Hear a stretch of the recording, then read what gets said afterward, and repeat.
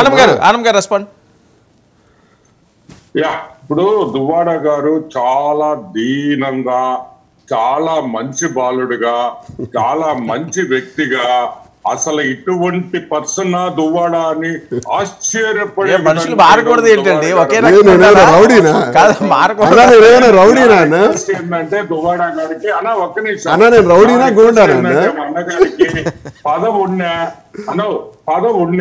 పదవి లేకపోయినా ఇలాగే ఉంటే ఎంత ముచ్చటగా ఉంది తెలుసా ఇప్పుడు చూస్తుంటే. పాత దువ్వాడ శ్రీనివాస్, ఇప్పుడు దువ్వాడ శ్రీనివాస్ అన్న ఎంత తేడా చూడండి. విత్ పవర్ వితౌట్ పవర్ అనేది ఈ రోజు మన అన్నం చూస్తే ముచ్చటేస్తుంది. ఎస్, మీరు అసెంబ్లీకి రావడం, ఒక ప్రొసెషన్ లో ఎమ్మెల్సీలు బయట వాళ్ళు చాలా మంది ఉండేది, నేను చూసాను విజువల్స్.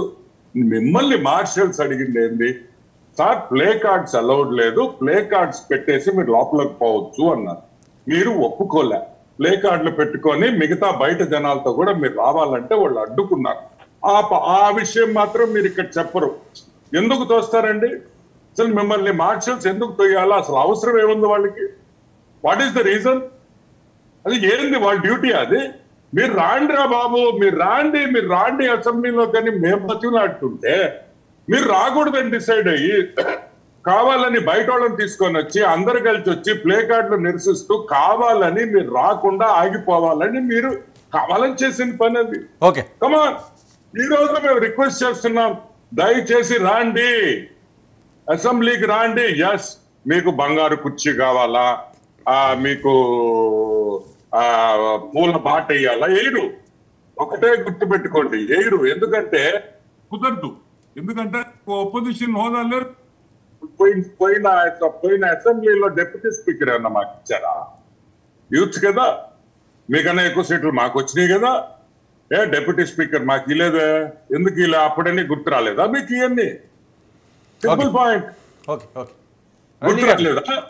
నేననేదంటే దువ్వాడ శ్రీనివాస్ అన్న, పవర్ ఉన్నా పవర్ లేకపోయినా మనిషి వ్యక్తిత్వము, మనిషి ముక్కుసూటితనం ఒకే విధంగా ఉండాలనేది నా కోరిక. ఇప్పుడు ఇంకొకటి, మీరు చెప్పిన 107 హత్య కేసులు ఏదైనా ఉంటే దయచేసి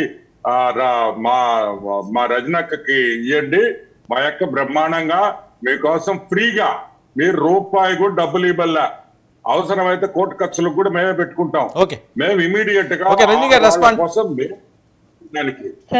రజనీ గారిని తెలిసి వారు మా సహాయం తీసుకోరు సార్. ఎందుకంటే దాసుడైనటువంటి పొనగోలు సుధాకర్ రెడ్డి గారు వాళ్ళతో ఉన్నారు.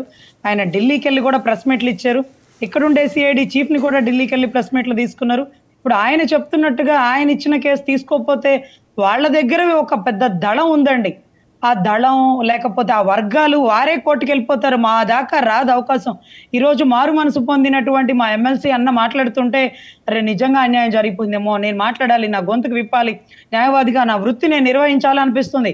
తర్వాత చూస్తే వెనకాల ఉండే ఆంధ్ర అజిత్ మా రాంబాబు అన్న కనపడుతున్నాడు.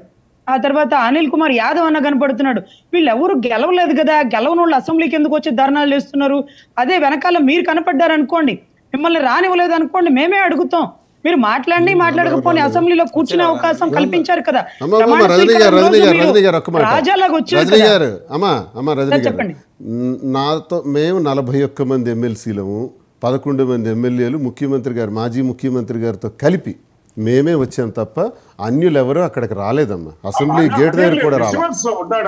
విజువల్స్ లో ఉంటే చూపించండి, నేను ఉంటాను. విజువల్స్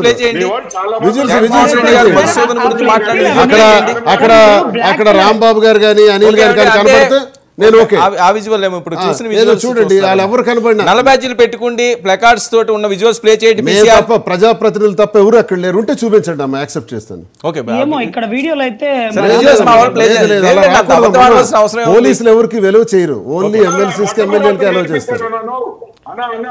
ఆ నాయుడు ఉన్నాడు చూడండి, మీ ఇతను ఆ ప్రోగ్రామ్ ఇది ఆ visuals అవేనా? ఆ visuals లేదు, అవేనా? లేదు, ఓకే, లేదు, ఓకే లేదు. దువ్వాడ గారు ఆ visuals సార్, ఏనా? ఓకే సార్, పాపం ఇది దాంట్లో ఎక్కడ అయితే చూడండి. వీళ్ళు నిజంగానే ఎమ్మెల్సీలే వచ్చారు సార్. ఆయన ఎవరు? ఫ్లెక్సీ కదా, అవేనా visuals? అవే విజువల్స్ అందులో వైట్ వాళ్ళు లేరు కదా.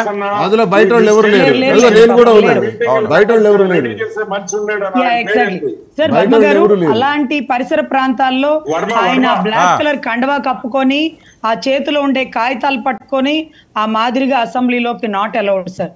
Being on the security premises, ఎన్నిసార్లు సెక్యూరిటీ వచ్చారమ్మా? ప్రాబ్లం, పెద్ద డిసిప్లినరీ యాక్షన్ ప్లకార్డ్స్ కమిటీ పట్టుకొని కింద అది కరెక్ట్ పెద్ద కాదు. ప్లకార్డ్స్ పట్టుకొని కౌన్సిల్లో అసెంబ్లీలో ప్రదర్శించేటప్పుడు మేము ఊరుకున్నాం కదా. మా అవును సార్, ప్రభుత్వంలో నాకు గుర్తొచ్చింది. మేమేం ఇప్పుడు మీరు అనలేదే? చెప్పారు, నాకు గుర్తొచ్చింది. స్పీకర్ అది మీదకి ఎప్పుడు జరిగిందంటే చింపేసి సార్, శాసన స్పీకర్ మండలి. మీదకి కాగితాలు చించేసి ఇసిరేసినప్పుడు అవును, అవును స్పీకర్ సార్, మీకు అవమానపరిచినప్పుడు చెప్తాను, చూసాం మీకు కదమ్మా. అన్న, అన్న, ఒక్కసారి ఏమనలేదే? చెప్పే అవకాశం ఇవ్వండి అన్న. సరే, మీరు అన్న, ప్రజాస్వామ్యం శాసన మండలి, మీరు చేశారు శాసన మండలి అనుకున్నామే తప్ప చైర్మన్ షరీఫ్ గారు, ఎందుకు శాసన మీరు అక్కడే మండలి ప్రింటింగ్ చైర్మన్ చేసుకొని షరీఫ్ గారు సొంత లోపలికి తీసుకొచ్చి అమరావతి ఆగిపో- ప్రదర్శనలు చేశారమ్మా. అమరావతి కాన్సెప్ట్ లో మాట్లాడిన అమరావతి కదా, ప్రతి సబ్జెక్ట్ లో కూడా ప్రదర్శన చేశారు ప్లకార్డ్ తో. ఆ కాగితాలు చించి స్పీకర్ గారి మీద విసిరారు. ఆపేసి గుర్తుంది ఇప్పుడు గుర్తొచ్చింది అన్న.